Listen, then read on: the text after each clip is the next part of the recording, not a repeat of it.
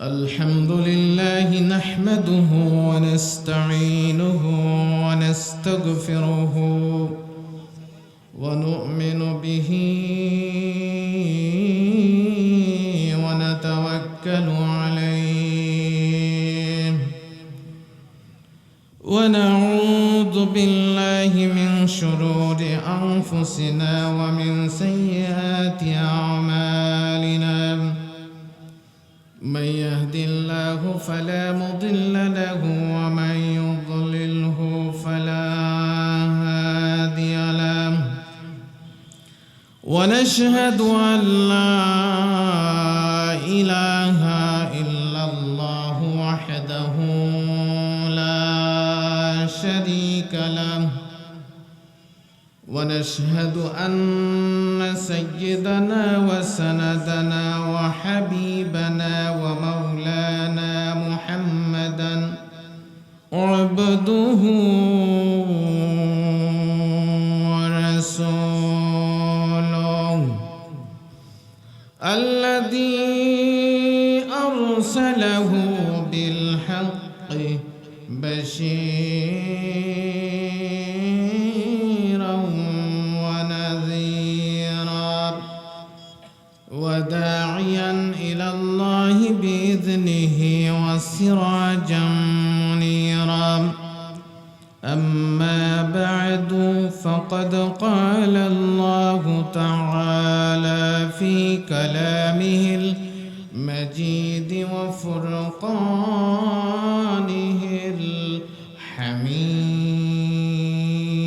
الحميد একটু সবাই জবান ছেড়ে দিয়ে পড়ুন আমার সাথে আউযু বিল্লাহি মিনাশ শাইতানির রাজিম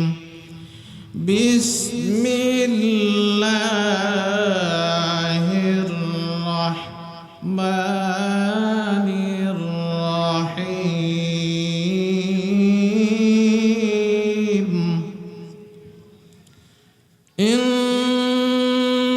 ইন্নাল্লাহা ওয়া মালাইকাতাহু ইউসাল্লুনা আলান নাবী ইয়া আইয়ুহাল্লাযীনা আমানু সাল্লু আলাইহি ওয়া সাল্লিমু তাসলিমা দরুদ ইব্রাহিম আল্লাহুম্মা সাল্লি আলা মুহাম্মাদিন وعلى آل محمد كما صليت على إبراهيم وعلى آل إبراهيم إنك حميد مجيد اللهم بارك على محمد وعلى آل محمد كما باركت على إبراهيم وعلى آل إبراهيم إنك حميد مجيد آمين কোরআনের সুর মাঝে শুনেছি যে নাম আজানের সুর মাঝেও শুনেছি নাম আমি কোরআনের সুর মাঝে শুনেছি যে নাম আজানের সুর মাঝেও শুনেছি নাম নাম শুনেছি আমি আমার হৃদয়ে হে রাসূল নবীজি তোমায় হে রাসূল তোমায় আমি কোরআনের সুর মাঝে শুনেছি যে নাম, আজানের সুর মাঝেও শুনেছি অনাম। অনামে এত জাদু এত মধুময়, অনাম নিয়ে ফুল সুরভি ছড়ায়।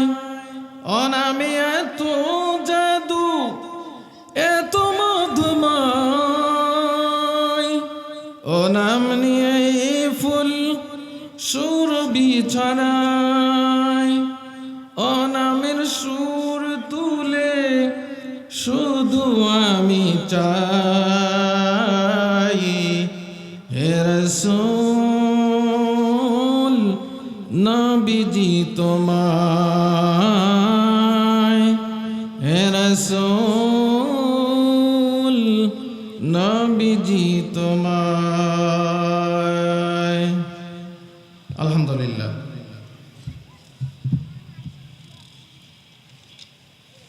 উসমানপুর বাহরুল উলুম কামিল মাদ্রাসা মাঠ প্রাঙ্গণ, বিশাল তাফসীরুল কুরআন মাহফিল। এ মাহফিলের মঞ্চে উপস্থিত রয়েছেন অত্র এলাকার প্রবীণ আলেমে দ্বীন ফজিলাতুশ শেখ। আজকের সভাপতিত্ব করছেন মুহতারাম হযরত মাওলানা ফজিলাতুশ শেখ মুহাম্মদ জামশেদ আলী হাফিজাহুল্লাহ। আল্লাহ তাআলা তার জীবনে বরকত দান করুন, সকলে বলি আমিন। আজকের এই মাহফিলের প্রধান অতিথি জনাব মোহাম্মদ বাইজিদ ওসমানী, সিনিয়র আইনজীবী, জজ কোর্ট রংপুর, প্রধান পৃষ্ঠপোষক অত্র উসমানপুর কামিল মাদ্রাসার শ্রদ্ধেয় প্রিন্সিপাল স্যার জনাব মোহাম্মদ শাহজাহান আলী। আজকের এই মাহফিলের প্রধান আকর্ষণ, প্রধান বক্তা শেখ মোহাম্মদ জামাল উদ্দিন মাদ্দাজিল্লুল আলী দামাত বারাকাতুহুল আলিয়া, খতিব, রূপায়ণ টাউন কেন্দ্রীয় জামে মসজিদ ঢাকা। উদ্ভাবক 24 ঘন্টায় কোরআন শিক্ষা পদ্ধতি, 30 পারা কোরআনের বাংলা অনুবাদক, তাফসীর কারক, বাংলাদেশ বেতার ও টেলিভিশন। আজকের এই মাহফিলের সম্মানিত বিশেষ অতিথিবৃন্দ, আমন্ত্রিত অতিথিবৃন্দ, আমার সামনে উপবিষ্ট জাতির শ্রেষ্ঠ সন্তান হযরত উলামায়ে কিরাম, পিতৃতুল্য মুরব্বী বাবাজিরা, খালেদ ওমর আলী হায়দারের উত্তরসূরি যুবক ভাইরা, ছোট্ট ভাইরা, পর্দার অন্তরালে অবস্থানরত আম্মাজান খাদিজাতুল কুবরা, আয়েশা সিদ্দিকা, হাফসা রাদিয়াল্লাহু আনহার উত্তরসূরি কলিজার টুকরা মা ও বোনেরা, আবারও আপনাদেরকে শুভেচ্ছা সালাম জানাচ্ছি। আসসালামু আলাইকুম ওয়া রাহমাতুল্লাহি ওয়া বারাকাতুহু। আমরা এই কোরআনের মাহফিলে, তাফসীর মাহফিলে উপস্থিত হতে পেরেছি মহান আল্লাহ রাব্বুল আলামিনের দরবারে জবান খুলে, জবানের সকল জড়তা দূরে নিক্ষেপ করে উঁচু স্বরে, উঁচু আওয়াজে আমরা শুকরিয়া আদায় করছি মহান মনিবের দরবারে। সকলে বলছি আলহামদুলিল্লাহ। রব্বানা লাকাল হামদ হামদান কাসীরান তাইয়িবান মুবারাকান ফীহি। ইয়া রাব্বি লাকাল হামদু কামা ইয়ানবাগী লিজালালি ওয়াজহিক ওয়া আযীমি সুলতানিক। আমরা শুকরিয়া আদায় করে নিলাম মনিবের দরবারে, যিনি আমাদেরকে এই কোরআনের মাহফিলে আসার বসার তৌফিক দিয়েছেন। কি বলেন, ঠিক কি? অনেক মানুষ আছে, এত সুন্দর আয়োজন, কি সুন্দর ডেকোরেশন, বিশাল ময়দান, বিশাল বড় মাদ্রাসা, বহু বছর পরে আজকে তাফসির মাহফিল। আমার তো মনে হয় যে সকাল 10টা কেন, ফজরের নামাজ পড়ে আসার কথা ছিল, কিন্তু আল্লাহ তাআলা কি সবাইকে জান্নাতে যাওয়ার সেই জান্নাতের জন্য সবাইকে কবুল করেন না। নবীজির চাচা আবু তালিব নবীজির পাশে থাকার পরেও জান্নাতি হতে পারেননি। এই জন্য ভাগ্য লাগবে, কপাল লাগবে। কি লাগবে বলেন তো? কপাল লাগবে। সম্মানিত হাজিরিন, আমি আপনাদের সামনে কোরআনুল কারীম থেকে আলোচনা পেশ করব ইনশাআল্লাহ। তো আজকের যিনি সভাপতি রয়েছেন আমার উস্তাদ তুল্য, এত বড় একজন প্রবীণ আলেমে দ্বীন, আমি তার ছাত্র সমতুল্য। ওনার সামনে তাফসির পেশ করা এটা কিন্তু বিশাল সাহসের প্রয়োজন। আমি তো হযরতকে মোটামুটি চিনি। যাই হোক, আপনাদের সকলের কাছে দোয়া চাই। আমার শ্রদ্ধেয় হযরতুল আল্লাম ফজিলাতুল শেখ হযরত মাওলানা জামশেদ আলী হুজুরের কাছ থেকে দোয়া চাচ্ছি, সংক্ষিপ্ত সময়ে কোরআনুল কারীম থেকে আলোচনা পেশ করার জন্য। মা তৌফিকি ইল্লা বিল্লাহ, আলাইহি তাওয়াক্কালতু ওয়া ইলাইহি উনীব। আমিন।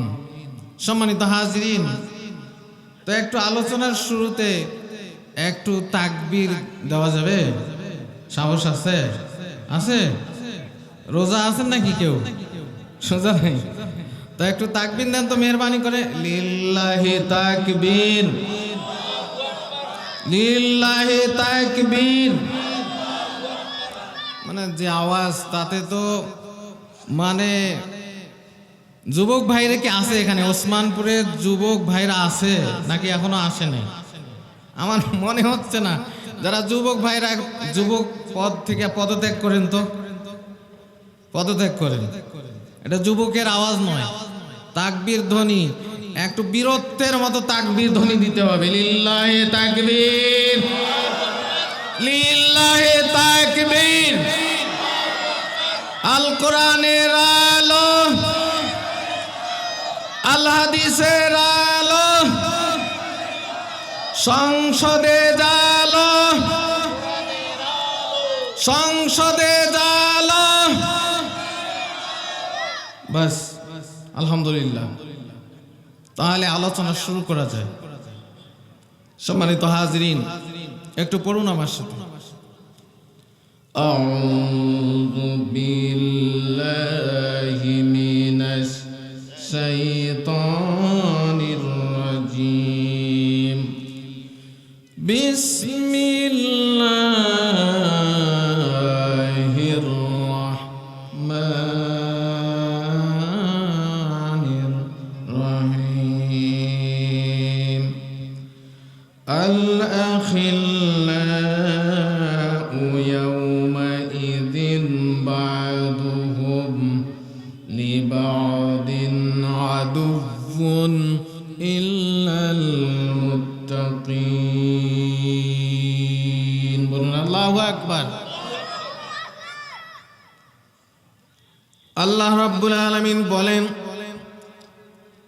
সমস্ত বন্ধুরা, বন্ধু বান্ধবরা কিয়ামতের দিন একে অপরের দুশমনে পরিণত হবে। বন্ধুত্ব আর টিকবে না। তবে যারা মুত্তাকি, যারা পরহেজগার, এরা কিয়ামতের ময়দানেও তাদের বন্ধুত্ব ঠিক থাকবে। তারা কিয়ামতের মুসিবতের দিন বিভীষিকাময় অবস্থা দেখেও তাদের বন্ধুত্ব 100% ঠিক থাকবে। বলুন সুবহানাল্লাহ।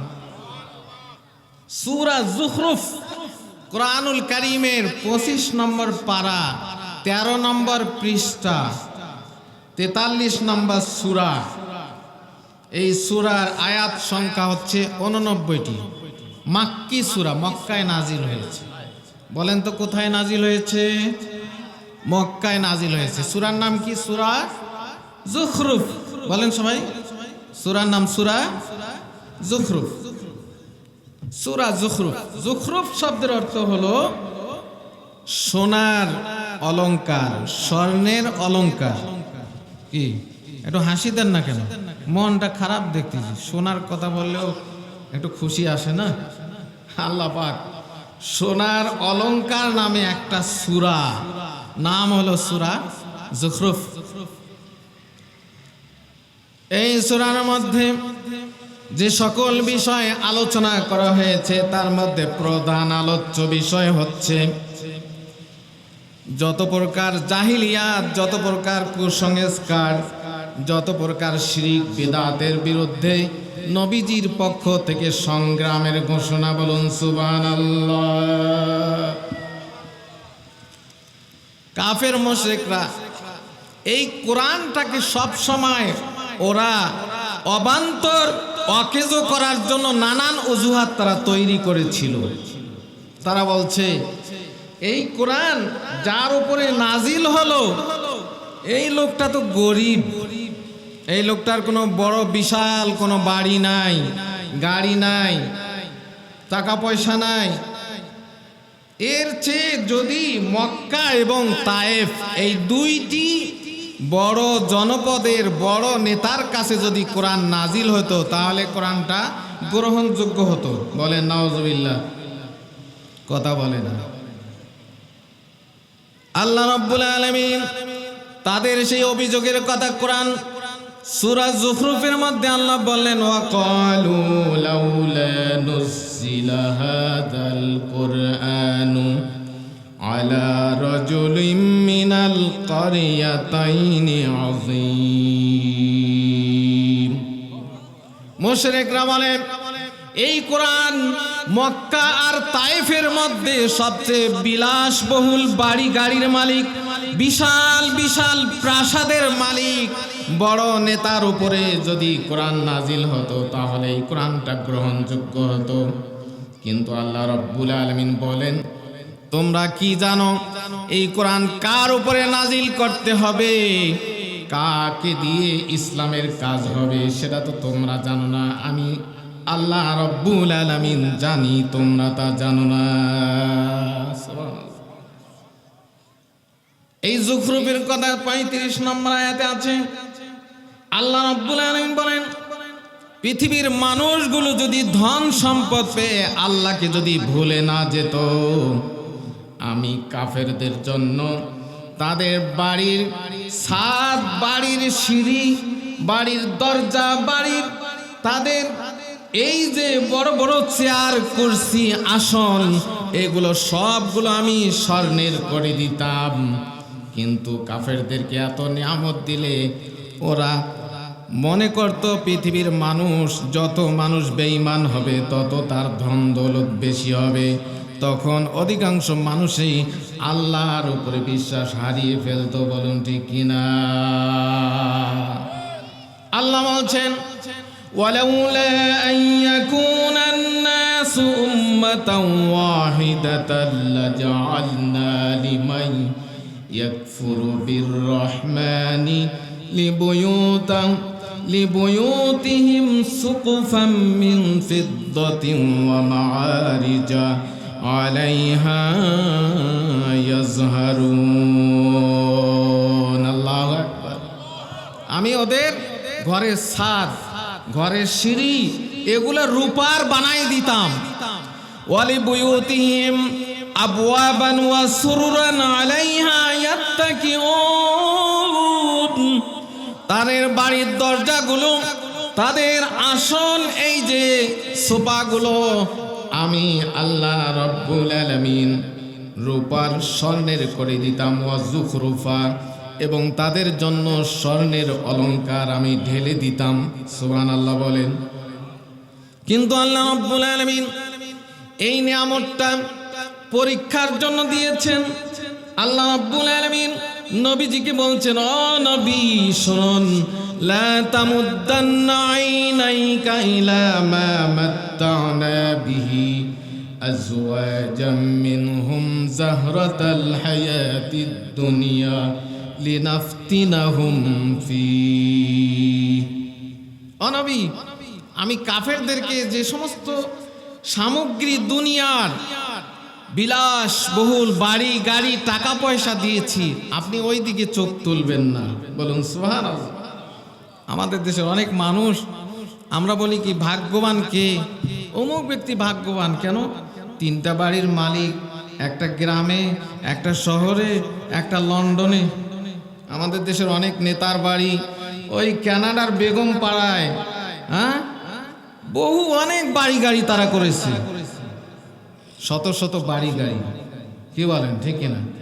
হ্যাঁ, তো ধন সম্পদ, টাকা পয়সা, বিলাসবহুল বাড়ি গাড়ি, এগুলো কি আল্লাহর ভালোবাসার লক্ষণ? কথা কয় না।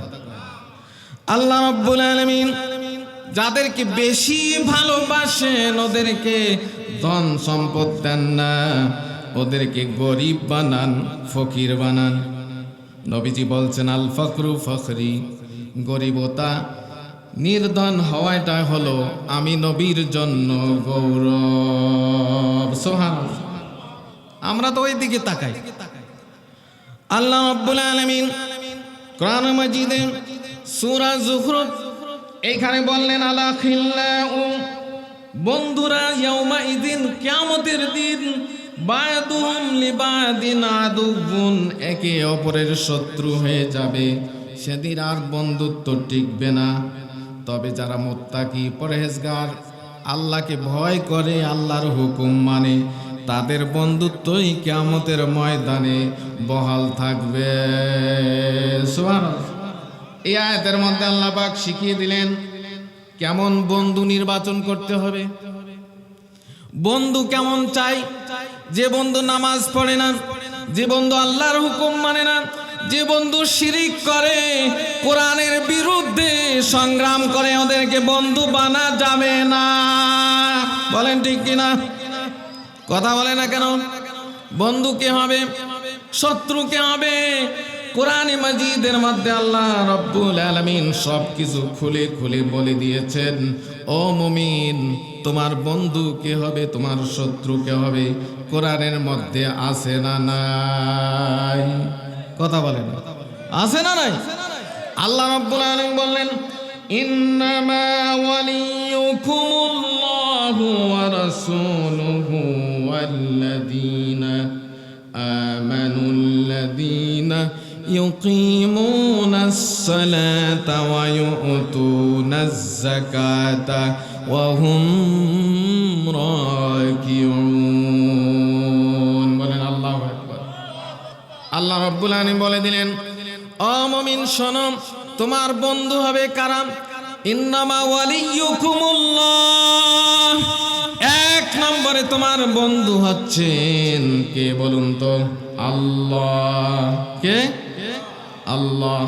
ওয়া রাসূলুহু, 2 নম্বরে মুমিনের রাসূল মুহাম্মদ সাল্লাল্লাহু আলাইহি ওয়াসাল্লাম। 3 নম্বরে বন্ধু হলো ওয়াল্লাযীনা আমানু, যারা ঈমানদার। কয়টা বন্ধু হলো? 3টা। 1 নম্বরে আল্লাহ, 2 নম্বরে তার রাসূল, 3 নম্বরে হলো যারা ঈমানদার। আবার সব ঈমানদার তোমাদের বন্ধু নয়। কেমন ঈমানদার তোমাদের বন্ধু? আল্লাহ বললেন আল্লাযীনা, যারা ইউকিমুনাস সালাতা, নামাজ কায়েম করে। আমাদের অনেক বন্ধু আছে, হাইয়া আলাস সালাহ, মুয়াজ্জিন ডাকে, আল্লাহর আহ্বানকারী মুয়াজ্জিন ডাকে নামাজের দিকে, ও যায় কিরাম বোর্ডের দিকে। ওকে বন্ধু মানা যাবে? কথা বলে না। আল্লাযীনা ইউকিমুনাস সালাত, বন্ধু হবে এমন ঈমানদার ইউকিমুনাস সালাত, যে নামাজ কায়েম করে। শুধু নামাজ পড়ে না, নামাজ কায়েম করে। নামাজ পড়া হলো এক জিনিস, নামাজ কায়েম করা হলো আর এক জিনিস। ওয়াক্ত হলো, কোনো খবর নাই, ওয়াক্ত চলে যাচ্ছে, কোনো রকম ওযু করে দৌড় দিয়ে মসজিদে গিয়ে বা বাড়িতে এরকম ভাবে তাড়াতাড়ি তাকবীর দিয়ে, হ্যাঁ, খুব দ্রুত সূরা পড়লো, সূরার মধ্যে কোনো তাজবিদ নাই, রুকু করলো, সিজদা করলো, কোনো ইতমিনান নাই, খুব দ্রুত গতিতে আসসালামু আলাইকুম আসসালামু আলাইকুম রাহমাতুল্লাহ নামাজ পড়লো। আল্লাহ তাআলা কোরআনে মাজিদের মধ্যে নামাজ পড়ার কথা বেশি বলেছেন না নামাজ কায়েম করার কথা বেশি বলেছেন? বলেন তো দেখি। কোরআনে কারীমের মধ্যে শুধু এক জায়গায় নামাজ পড়ার কথা আছে, আর সমস্ত জায়গায় নামাজ কায়েম করার কথা বলেছেন। সুবহানাল্লাহ। এক জায়গায় শুধু নামাজ পড়ার কথা বলছেন, আল্লাহ পাক বলছেন ইন্না আ'তাইনাকাল কাউসার ফাসাল্লি লিরাব্বিকা ওয়ানহার। এই ফাসাল্লি, নামাজ পড়ো, তোমার সন্তুষ্টির জন্য নামাজ, তোমার রবের সন্তুষ্টির জন্য নামাজ পড়ো, একবার বলছেন। আর সব জায়গায় আকিমুস সালাতা ওয়া আতুজ যাকাতা, নামাজ কায়েম করো, যাকাত দাও। নামাজ কায়েম কি জিনিস? নামাজ কায়েম হলো ওয়াক্ত আসার আগে নিজে প্রিপারেশন নেওয়া, যে জোহরের ওয়াক্ত শুরু হয়ে যাবে, আমাকে কাজ থেকে ফারেক হতে হবে, উজু করতে হবে, ইস্তেনজা করতে হবে। ইস্তেনজা উজু সেরে মসজিদের দিকে আস্তে আস্তে করে ধীর গতিতে মসজিদের দিকে যেতে হবে, দৌড়ে দৌড়ে নয়। নবীজি মসজিদের দিকে দ্রুত দৌড়ে দৌড়ে যেতে নিষেধ করেছেন, হাদিসের মধ্যে আছে না? আমার হুজুর কিন্তু বসে আছেন, ভুল হলে ধরবে।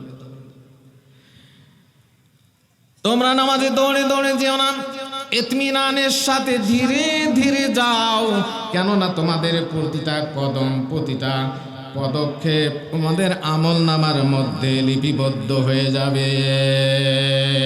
সুবহানাল্লাহ। ধীরে স্থিরভাবে নামাজ আদায় করতে হবে। একজন লোক, একজন সাহাবী মসজিদে এসে নামাজ পড়ে চলে যাচ্ছেন, নবীজি বলছেন দাঁড়াও, ইরজি ফাসাল্লি ফাইন্নাকা লাম তুসাল্লি, যাও আবার নামাজ পড়ো, তুমি নামাজ পড়ো নাই। লোকটা আবার গিয়ে নামাজ পড়লো, নামাজ পড়ে চলে যাচ্ছে, নবীজি বললেন ইরজি ফাসাল্লি ফাইন্নাকা লাম তুসাল্লি, ও মুসল্লি তুমি নামাজ পড়ো নাই, আবার গিয়ে নামাজ পড়ো। তিনবার যখন এইভাবে নামাজ পড়লো, তবু নবীজি বলছেন তোমার নামাজ হয় নাই। ওই সাহাবী নবীজিকে জিজ্ঞেস করলেন, ইয়া রাসূলুল্লাহ আরিনি কাইফা উসাল্লি, আমাকে দেখিয়ে দিন কিভাবে নামাজ আদায় করব। নবীজি শিখিয়ে দিলেন, এইভাবে করে তুমি তাকবীর বাঁধবে, কিরাত পড়বে, ফাতিহা পড়বে, সূরা মিলাবে, রুকুতে যাবে, ধীর স্থির ভাবে রুকুর মধ্যে তাসবিহগুলো আদায় করবে, ইতমিনানের সাথে রুকু থেকে দাঁড়াবে একদম সোজা হয়ে, ইতমিনানের সাথে স্থির হয়ে, তারপরে সিজদা যাবে। এইভাবে প্রতিটা রকম সঠিকভাবে আদায় করবে। এবং শুধু একাই তুমি না, তোমার সন্তান সন্ততি, তোমার স্ত্রী পুত্র পরিবার পরিজন, তোমার সমাজ, তোমার রাষ্ট্র, সব জায়গায় যেন নামাজ কায়েম হয়ে যায়। সুবহানাল্লাহ বলেন। আজকে আমাদের বাংলাদেশে নামাজ কায়েম আছে? নাই। জুমার আজান হচ্ছে, হালুয়া হাল চালাইতেছে, দোকানদার দোকান খুলে রাখছে, এটা নামাজ কায়েম না। আজান হওয়ার পরে প্রতিটি মানুষের গতি হবে একদিকে, সেটা হচ্ছে মসজিদ, এটা হলো নামাজ কায়েম। সম্মানিত হাজিরিন, বন্ধু কে হবে? আল্লাহ রাব্বুল আলামিন বলেন বন্ধু হবে তোমার আল্লাহ, তোমার রাসূল। ওই ঈমানদার, যে ঈমানদার নামাজ কায়েম করে, ওয়া ইউতুনাজ যাকাতা, যাকাত দেয়, ওয়া হুম রাকিউন, এবং সেই ঈমানদার হবে বিনয়ী, অহংকারী নয়, বিনয়ী হবে। বলুন সুবহানাল্লাহ। কিন্তু আমাদের বন্ধুগুলা কি? নামাজ পড়ে না, আল্লাহর উপরে তার বিশ্বাস শুধুমাত্র আছে বলে স্বীকৃতি দেয় জবানে, কিন্তু কাজে কর্মে নাই, কাজে কর্মে নাই। বন্ধু কিরকম হবে? আল্লাহ রাব্বুল আলামিন কোরআনের মজিদের মধ্যে বললেন যে বন্ধু হবে পরহেজগার, বন্ধু হবে নামাজি, বন্ধু যে যাকাত দিবে, বন্ধু হবে বিনয়ী, বন্ধু হবে কোরআনের মাপকাঠিতে যে বন্ধু, এই বন্ধু তোমরা গ্রহণ করবে। তাছাড়া আল্লাহর বিদ্রোহ, আল্লাহর বিপক্ষে যে গেছে, আল্লাহর শত্রু যারা তাগুত, এই তাগুতকে কখনো তোমরা বন্ধু হিসেবে গ্রহণ করো না। তাগুত, কিন্তু দুঃখের বিষয় আমরা তাগুতকে বন্ধু বানিয়ে নিয়েছি। আল্লাহ রাব্বুল আলামিন এই পৃথিবীতে যত রাসূল পাঠালেন, একটা মিশন দিয়ে তাদেরকে পাঠিয়েছেন। আল্লাহ বলছেন ওয়ালাকাদ বা'আসনা ফি কুল্লি উম্মাতির রাসূলান আনি ইবুদুল্লাহ ওয়াজতানিবুত তাগুত। আল্লাহ বলছেন আল কোরআন। আলেমরা তাদের জীবন যাপন করে কিসের আলোকে বলুন? কিসের আলোকে? কোরআনের আলোকে। আর যারা আলেম নয় বা আলেমের কথাও শুনে না, আলেমদের কাছে কিছু শিখেও না, এরা যখন কোরআনের বিরুদ্ধে যখন যায়, সমাজের মধ্যে যখন কোরআনের আইন প্রতিষ্ঠা করতে যখন বাধা দেয়, তখন তো আলেম মাওলানা সাহেবের মাথা ঠিক থাকে না, ঠান্ডা থাকে না, থাকে না। বন্ধুগণ দেখেন, ওলামায়ে কেরামের এই যে মাথা কেন গরম হলো? আমাদের দেশের মধ্যে বিগত দীর্ঘ সময় যে সরকারগুলো ছিল, এই সরকারগুলো আমাদের দেশের মধ্যে এই কোরআনের বিরুদ্ধে শাসন ব্যবস্থা, সংবিধান তৈরি করেছে।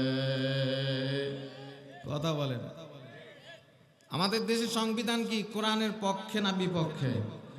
পক্ষে না বিপক্ষে জোরে বলতে হবে মুসলমান। এই দেশের সংবিধানে ৭২ সংবিধান কায়েম করা আছে, কুফরি সংবিধান, ধর্ম নিরপেক্ষতা। এইটা কোনো নবী নিয়ে আসেন নাই, আল্লাহ কোনোদিন এই ধর্ম নিরপেক্ষতা নিয়ে কোন রসুল দুনিয়ার জমিনে পাঠান নাই। বলেন ঠিক কিনা? ধর্ম নিরপেক্ষতা মানে হলো কুফরি মতবাদ। আমি একটা কিতাবে দেখলাম, কার্ল মার্কস তার কিতাব দ্য ক্যাপিটালের মধ্যে বলছে, atheism is the inseparable parts of Marxism. ধর্ম নিরপেক্ষতার মূল কথা হলো আল্লাহ বলতে কিছু নাই, সৃষ্টিকর্তা বলতে কিছু নাই। বলেন নাউজুবিল্লাহ। তারা এখানে ৭২ সংবিধান কায়েম করে সর্বপ্রথম আল্লাহর উপরে, আল্লাহর কর্তৃত্ব আর সার্বভৌমত্বটাকে অস্বীকার করেছে। বলেন নাউজুবিল্লাহ। নাউজুবিল্লাহ যে আওয়াজ ড্যামেজ। সম্মানিত হাজিরিন, সামনের দিকে আমি চলে যাচ্ছি। আল্লাহ রাব্বুল আলামিন বললেন, কুলিল্লাহুম্মা মালিকাল মুলকি তু'তিল মুলকা মান তাশাউ ওয়া তানজিউল মুলকা মিম্মান তাশাউ ওয়া তুইজ্জু মান তাশাউ ওয়া তুযিল্লু মান তাশাউ বিয়াদিকাল খায়র ইন্নাকা আলা কুল্লি শাইইন কাদির। জোরে বলুন আল্লাহু আকবার। এই আয়াতের মধ্যে আল্লাহ বলছেন, সমস্ত সাম্রাজ্যের মালিক হচ্ছেন আল্লাহ। মালিককে বলুন, আপনার আমার মালিককে, এই জমিনের মালিককে, আসমানের মালিককে। যিনি সৃষ্টিকর্তা, বিধান চলবে তার। কার বিধান চলবে? আল্লাহর জমিনে আল্লাহর বিধান চলবে না, সৃষ্টির বিধান এইটা আল্লাহ চালাতে বলেননি, সৃষ্টিকর্তার বিধান চলবে। আল্লাহ বলছেন আলাহুল খালকু ওয়াল আমরু, সৃষ্টি যার, বিধান চলবে তার। কার বিধান চলবে বলুন? আল্লাহ যেখানে সমস্ত সাম্রাজ্যের মালিক, সকল শক্তির উৎস যেখানে আল্লাহ, সেখানে ৭২ সংবিধানে বলে দেওয়া হলো আল্লাহর কর্তৃত্ব, সার্বভৌমত্ব সব ক্যান্সেল করে দিয়ে বাংলার জমিনে আল্লাহর জমিনে আল্লাহর এই কোরআনটাকে অকেজ করে দিয়ে ইসলামী রাজনীতিকে নিষিদ্ধ ঘোষণা করা হয়েছে। বলেন নাউজুবিল্লাহ। ইসলামকে নিষিদ্ধ করার ক্ষমতা আপনাকে কে দিয়েছে? ঠিক কিনা বলেন? ইসলামকে নিষিদ্ধ করার ক্ষমতা আপনাকে কে দিল? আল্লাহ রাব্বুল আলামিন সৃষ্টিকর্তা, আল্লাহর জমিনে তার আইন চলবে। আল্লাহ রাব্বুল আলামিন সমস্ত শক্তির উৎস, সমস্ত রাজ্যের রাজাধিরাজ, সকল সাম্রাজ্যের সম্রাট। আল্লাহ রাব্বুল আলামিন যেখানে বলেন, ওয়াই ইয়ামসাসকাল্লাহু বিদুররিন ফালা কাশিফা লাহু وإن يردك بخير فلا رد لفضله তোমার উপরে কোনো বিপদ যদি আসে এই বিপদ দূর করার মতো আল্লাহ ছাড়া অন্য কোনো কারো কোনো ক্ষমতা নাই। আছে? আপনার যদি বিপদ হয় বিপদ দূর করবে কে বলেন? আল্লাহ। আপনার যদি কোনো মঙ্গল হয় কেউ অমঙ্গল করার ক্ষমতা কারো নাই।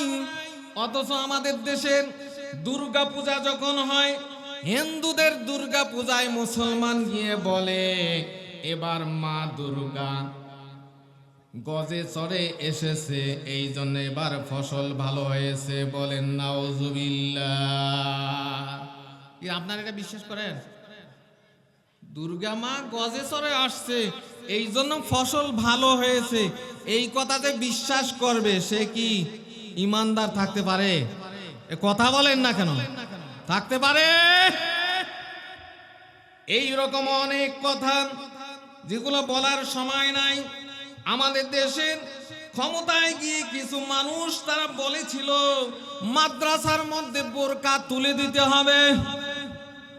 মাদ্রাসা 50% বোরকা ব্যবহার চলেছে, এই বোরকা তুলে দিতে চাই দেশ থেকে। এই বোরকা তুলে দেওয়ার অধিকার তোমাকে কে দিল? আল্লাহ রাব্বুল আলামিন এই বোরকার বিধান দিয়েছেন, হিজাবের বিধান দিয়েছেন।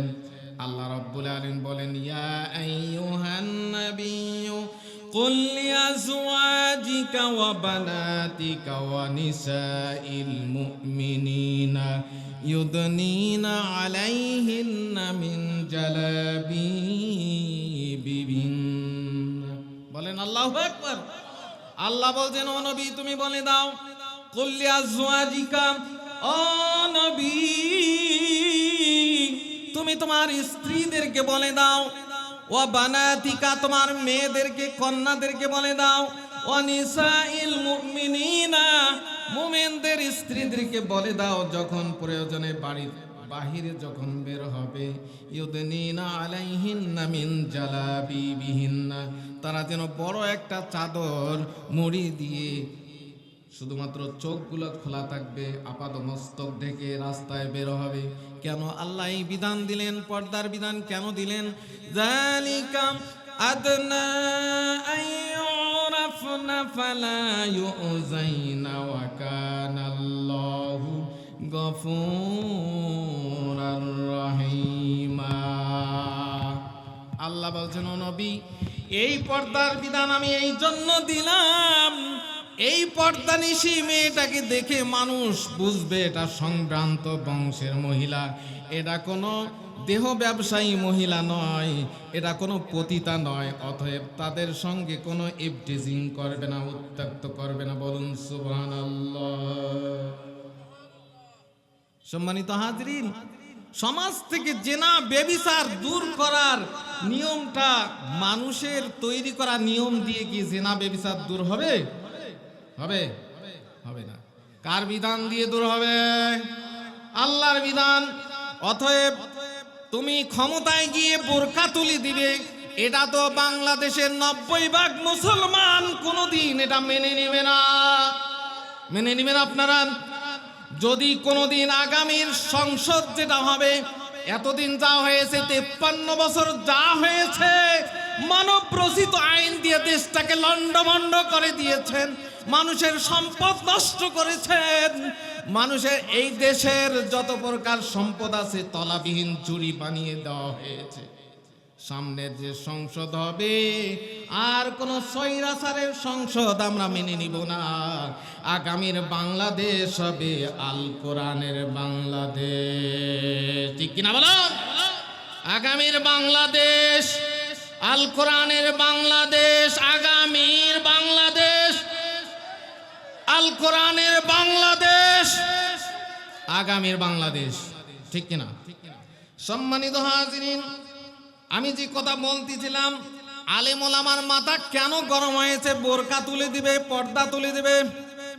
এই যে বিগত বছরগুলোতে আমাদের শিক্ষা ব্যবস্থাকে ধ্বংস করে দিয়ে কোরআন হাদিস বিরোধী শিক্ষা ব্যবস্থা চালু করা হয়েছে। এখানে যারা আমরা আদম আলাইহিস সালামের সন্তান, আমাদেরকে বানরের সন্তান বলে বোঝানোর চেষ্টা করা হয়েছে, কি হয় নাই? ডারউইনের থিওরি আমাদেরকে, কোমলমতি শিশুদেরকে বোঝানো হয়েছে, তাদেরকে ট্রান্সজেন্ডার, সমকামিতা, এইটা তাদের মাথার মধ্যে ঢুকে দেওয়া হয়েছে।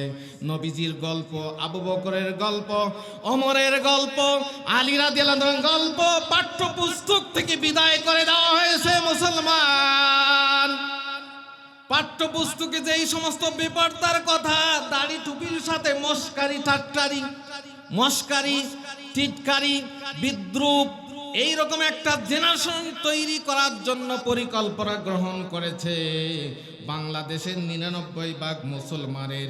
এটা কিন্তু ইমানের দাবি ছিল না, ছিল ইমানের দাবি ছিল না। 90% মুসলমানের দেশে আইন হবে ইসলামের। কিসের আইন হবে?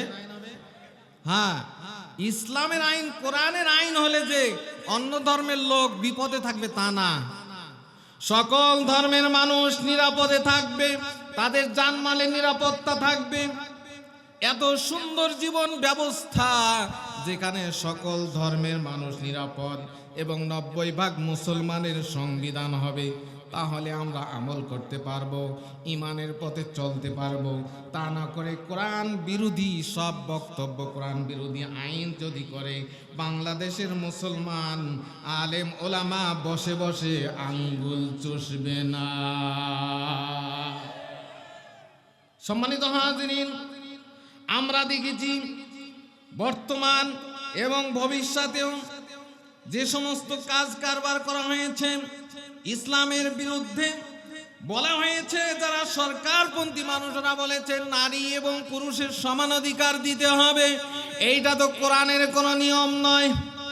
আল্লাহ রাব্বুল আলামিন যেখানে বললেন ইউসিকুমুল্লাহু লিআউফি আওলাদিকুম লিযযাকারি মিসলু হাজ্জিল উনসায়াইন, বলেন আল্লাহু আকবার। পুত্র সন্তান যা পাবে, কন্যা সন্তান তার অর্ধেক পাবে। এটা কিসের আইন? কথা বলেন, শুনে নাই কোনোদিন? পুত্র সন্তান যদি 2 টাকা পায়, মেয়ে পাবে কয় টাকা? 1 টাকা। এখন ওরা ক্ষমতায় গিয়ে বলতেছে কি নারী পুরুষ সমান অধিকার, তার মানে কোরআনের বিধানটাকে ক্যান্সেল করে দিয়ে নিজের মানব রচিত বিধান চালু করবে। আচ্ছা বলেন তো, আল্লাহ কি কোনো নারীদের উপরে জুলুম করেছে? মনে করেন আপনার 2 ছেলে, একটা বড় ছেলে একটা ছোট ছেলে।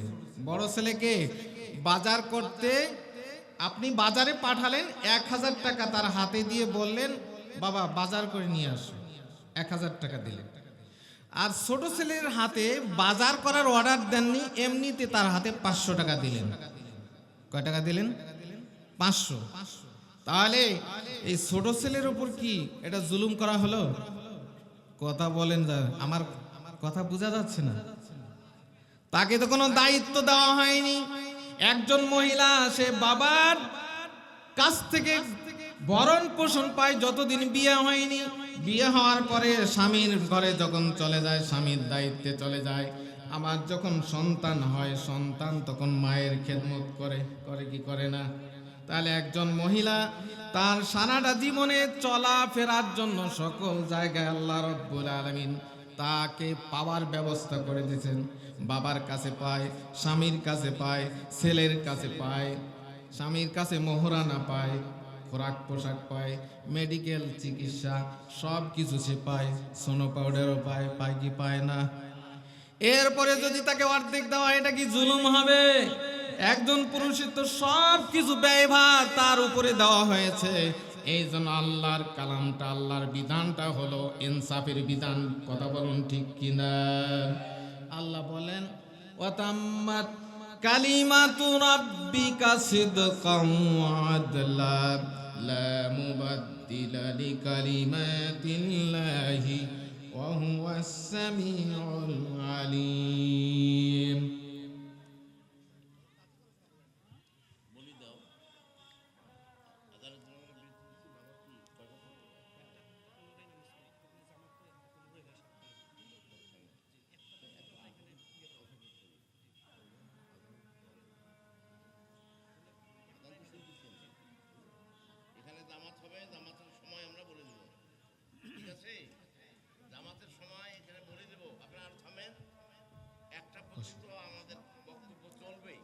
সুবহানাল্লাহ, আলহামদুলিল্লাহ, লা ইলাহা ইল্লাল্লাহ, লা ইলাহা ইল্লাল্লাহ, রাসূলুল্লাহ সাল্লাল্লাহু আলাইহি ওয়াসাল্লাম। সম্মানিত হাজিরিন, অল্পক্ষণ আলোচনা হবে, কেউ ওঠাউঠি করবেন না, এখানে আমরা জামাত করবো ইনশাআল্লাহ। সম্মানিত হাজিরিন, আমি যে কথা বলতে চাচ্ছিলাম, কিয়ামতের ময়দানে সকল বন্ধুত্ব দুশ্মনীতে পরিণত হবে। শুধুমাত্র যারা পরহেজগার বন্ধু, এই বন্ধুটাই কিয়ামতের দিনও কি থাকবে, বন্ধু হিসাবে থাকবে। এই জন্য আমাদেরকে বন্ধু নির্বাচন করতে হবে যারা পরহেজগার, যারা আলেম ওলামা, যারা কোরআন অনুযায়ী জীবন পরিচালনা করে, তাদেরকে বন্ধু বানাতে হবে। এছাড়া যত মানুষ আছে ওদের সঙ্গে বন্ধুত্ব করলে কিয়ামতের ময়দানে বিন্দুমাত্র আপনার উপকার করতে পারবে না। সম্মানিত হাজিরিন, আজকে দেশের ওলামা একরামকে আমরা বন্ধু না বানিয়ে শত্রু মনে করছি। এই জন্য বাংলাদেশে 2013 সালে শাপলা চত্বরে 61 জন আলেমকে গুলি করে হত্যা করা হলো। কথা বলে না? ওলামা একরামকে আমরা মনে করছি এরা রাজাকার, এরা হলো পাকিস্তানি, এরা হলো উগ্রবাদী। আসলে কি কথা এটা ঠিক? ওলামা একরাম হচ্ছে বন্ধু, তারা হলো নবীর ওয়ারিস। কথা বলেন ঠিক কিনা? নবীর ওয়ারিস, এরা দুনিয়াতেও আপনার উপকার করবে, হাসরের ময়দানে আপনাদের উপকারে আসবে। দুনিয়ায় কিরকম উপকার দেখেন, একজন মানুষ, একজন আলেম ওলামা মানুষকে কি শিখায়? কোরআন শিখায়। শিখায় কি শিখায় না? কোরআন শিখায়, দিন শিখায়, হাদিস শিখায়।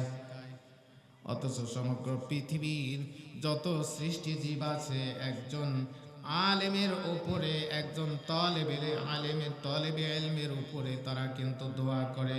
সমুদ্রের গভীরে যে মাছ আছে সেটাও আলেমের জন্য ইস্তেগফার করে। হাদিসের মধ্যে স্পষ্ট ভাষায়, ওয়া ইন্নাল আলিমা ইয়াস্তাগফিরু লাহু মান ফিস সামাওয়াতি ওয়া মান ফিল আরদি হাত্তাল হিতানু ফি জাওফিল মা। গর্তের পিপিলিকা, সমুদ্রের মাছ পর্যন্ত কার জন্য দোয়া করে বলেন তো? আলেমের জন্য দোয়া করে। আল্লাহ আলেমের মর্যাদা বাড়িয়ে দিয়েছেন। ইয়ারফাইল্লাহুল্লাযীনা আমানু মিনকুম ওয়াল্লাযীনা উতুল ইলমা দারাজাত। আল্লাহ বলেন, কুল হাল ইয়াস্তাবিল্লাযীনা ইয়ালামুনা ওয়াল্লাযীনা লা ইয়ালামুন। যারা জানে আর যারা জানে না উভয় কিন্তু সমান না। যে ব্যক্তি জানে তার মর্যাদা হলো বেশি। বেশি কি বেশি না? এই আলেম, আপনি যদি মারা যান, এই আলেম, এই মৌলানা, এই আলেম ওলামা সর্বপ্রথম আপনার বাড়িতে গিয়ে আপনার জন্য কাফনের ব্যবস্থা করবে, আপনার জন্য জানাজার ব্যবস্থা করবে, আপনার জন্য কবর খুঁড়বে, আপনার জন্য জানাজার নামাজ পড়াবে। এই জানাজার নামাজে আলেম ওলামা নামাজের মধ্যে দোয়া করে, আপনার জন্য দোয়া করবে, আল্লাহুম্মা গফিরলি হাইয়িনা ওয়া মাইয়িতিনা ওয়া শাহিদিনা ওয়া গায়িবিনা ওয়া সাগীরিনা ওয়া কাবীরিনা ওয়া যাকারিনা ওয়া উনসানা। আল্লাহুম্মা মান আহইয়াইতাহু মিন্না ফাআহইহি আলাল ইসলাম ওয়া মান তাওয়াফফা। যা কিছু আলোচনা হলো, মূল কথা হলো কিয়ামতের ময়দানে আমাদের বন্ধু থাকবে কারা? যারা মুত্তাকি। কথা বলেন, কারা? মুত্তাকি, পরেজগার, যারা কোরআন মানে, হাদিস মানে, নামাজ কায়েম করে। অতএব আমরা বন্ধু নির্বাচন করব যারা কোরআনের পক্ষে চলে, কোরআনের বিরুদ্ধে যারা চলে তারা আমাদের বন্ধু নয়। আর এই সামনের সংবিধান আমরা চাই, কোরআনের সংবিধান, দেশের সার্বভৌমত্ব, স্বাধীনতা আমরা রক্ষা করার জন্য আমরা সবাই প্রস্তুত থাকবো ইনশাআল্লাহ।